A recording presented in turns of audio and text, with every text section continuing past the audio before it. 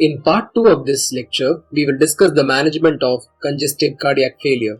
Here, we will discuss the goals, the stages of congestive cardiac failure, and the appropriate pharmacological and supportive measures that we undertake while managing a child with congestive cardiac failure.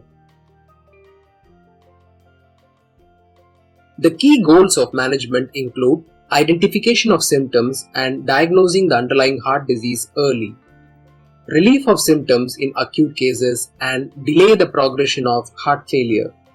We should also try to decrease the morbidity by preventing recurrence of heart failure and finally improving the patient's survival and quality of life.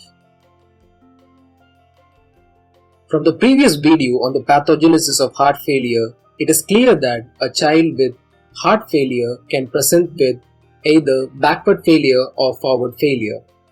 Based on the absence or presence of pulmonary edema, we can classify them as dry or wet phenotype. Similarly, based on the absence or presence of shock, we can classify them as warm or cold phenotypes. This classification is important in the bedside to decide on appropriate management strategies.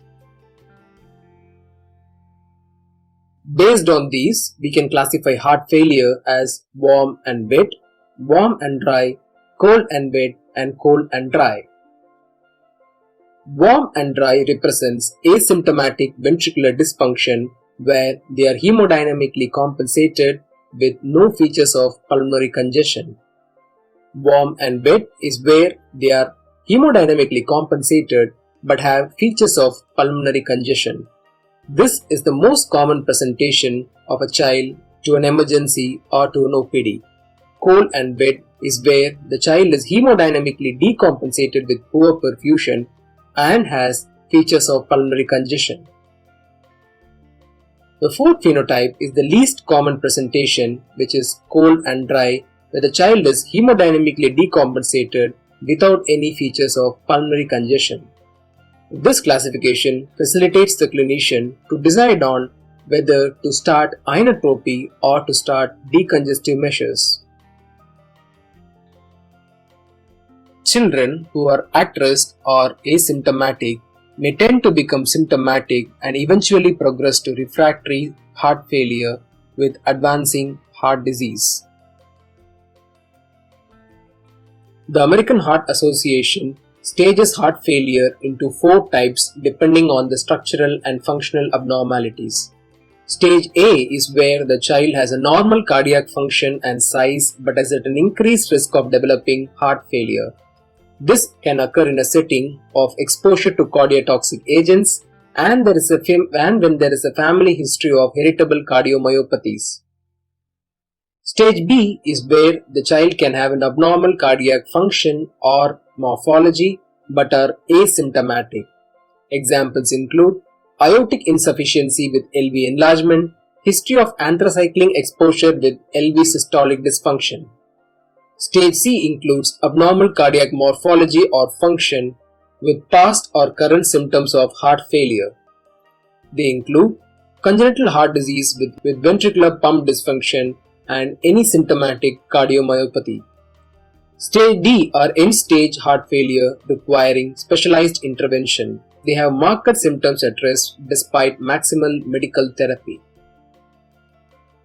Stage A are asymptomatic but are at risk for heart failure. They have normal cardiac function and size and hence do not require heart failure specific therapies. Predisposing conditions, if any, should be identified and treated. The common reversible factors that are identified include anemia, infective endocarditis, arrhythmias, hypertension, renal failure, respiratory disorders such as asthma, obstructive sleep apnea, interstitial lung diseases, and thyroid disorders or adrenal insufficiency. Stage B are those who are asymptomatic with abnormal structure or ventricular function. In those with abnormal structural heart disease with preserved ventricular function, the mainstay of therapy is surgical or catheter-based interventions to correct the defect. In those with abnormal ventricular function, Pharmacological therapies such as ACE inhibitors, beta blockers, and aldosterone antagonists are used. Stage C are those who become symptomatic in the presence of a structural or functional heart disease. In the acute phase, they may require oral diuretic therapy with or without inotropy. In the chronic phase, they require ACE inhibitor with or without an addition of aldosterone antagonist, beta blocker after a few weeks of stabilization if persistent left ventricular dysfunction is present, and a low dose digoxin can be added for additional symptom relief. The pharmacological benefits are attributed to the blunting of maladaptive sympathetic responses that lead to slowing of heart rate, improved diastolic ventricular filling, and reduction in afterload. Adult trials, including the consensus and SALT, have clearly demonstrated a mortality benefit with use of ACE inhibitors. Thus, the current recommendation is to start ACE inhibitors routinely unless contraindicated in stage B, and in stage C it is started after stabilization of heart failure symptoms with diuretics while withdrawing inotropic support. Usually, ACE inhibitors are started at a low dose and titrated slowly to a maximum tolerated safe dose. Caution is advised when these agents are used in infants less than 4 months of age.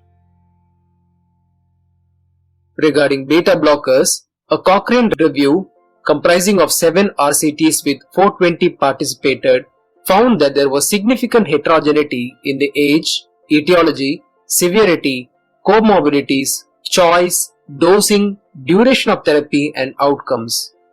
However, they did not demonstrate any significant difference in mortality or heart transplantation rates with use of beta blockers.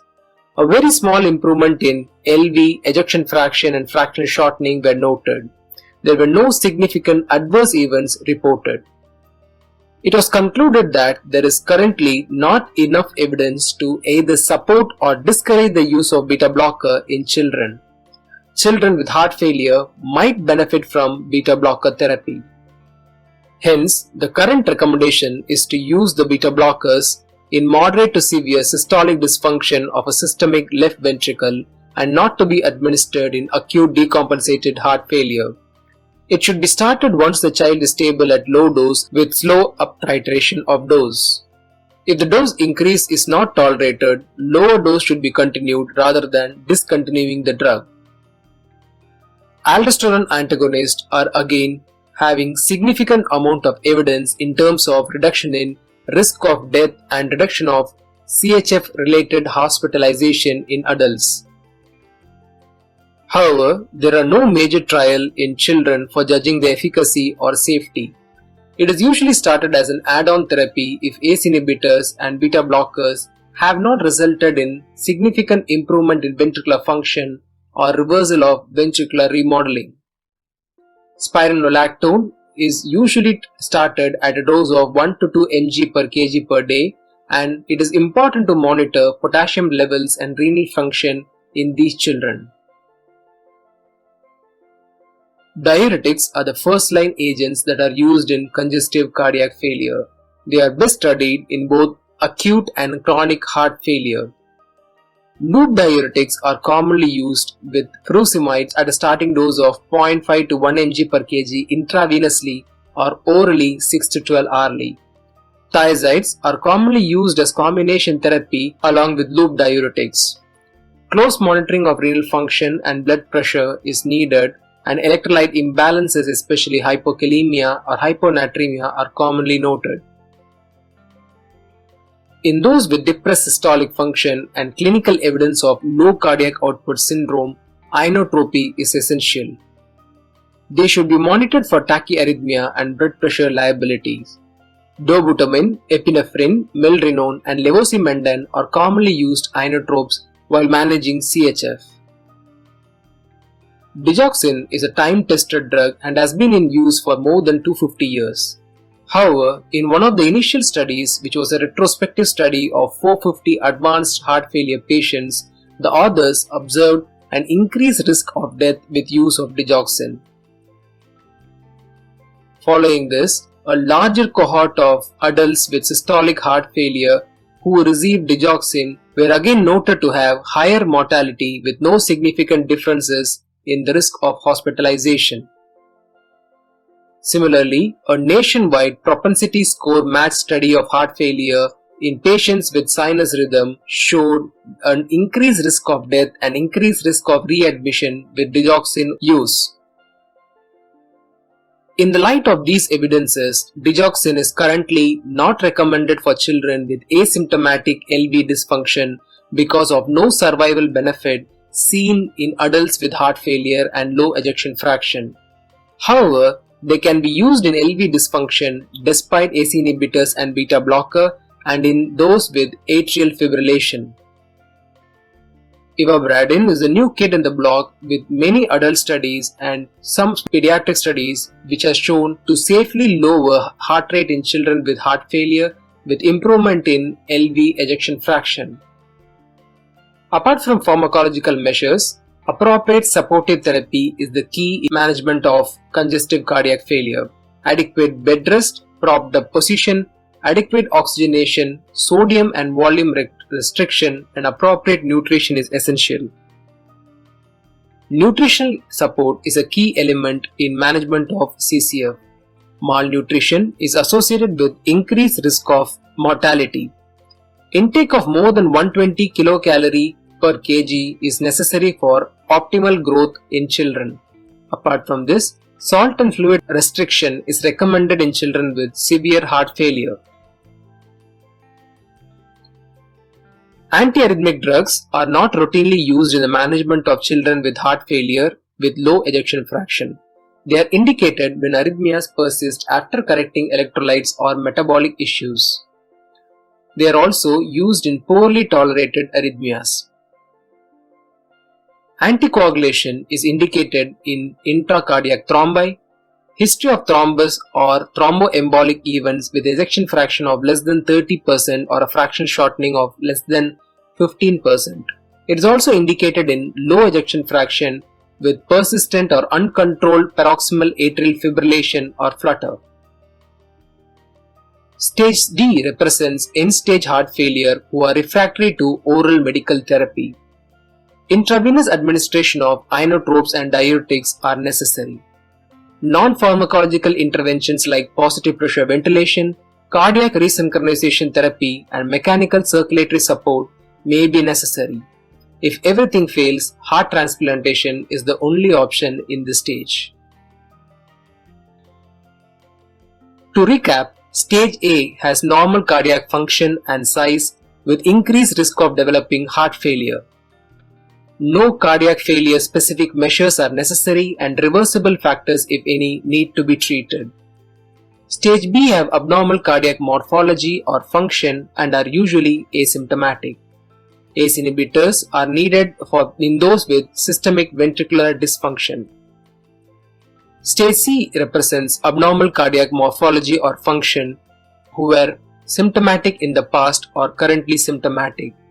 They need oral diuretic therapy and ACE inhibitors and aldosterone antagonists are started once stabilized and beta blockers are added if persistent LV dysfunction is present. Stage D represents end-stage heart failure and they need intravenous diuretics with or without inotropy. They may also need other interventions like ventilation, cardiac resynchronization therapies, mechanical circulatory support, and if everything fails, heart transplantation is the only option. In summary, identification of congestive cardiac failure is important and symptom relief has to be done early. We need to slow the progression of heart failure with pharmacotherapy as per the stage of the condition. Early surgery is needed for correctable lesions. This will facilitate improvement in patient survival and quality of life.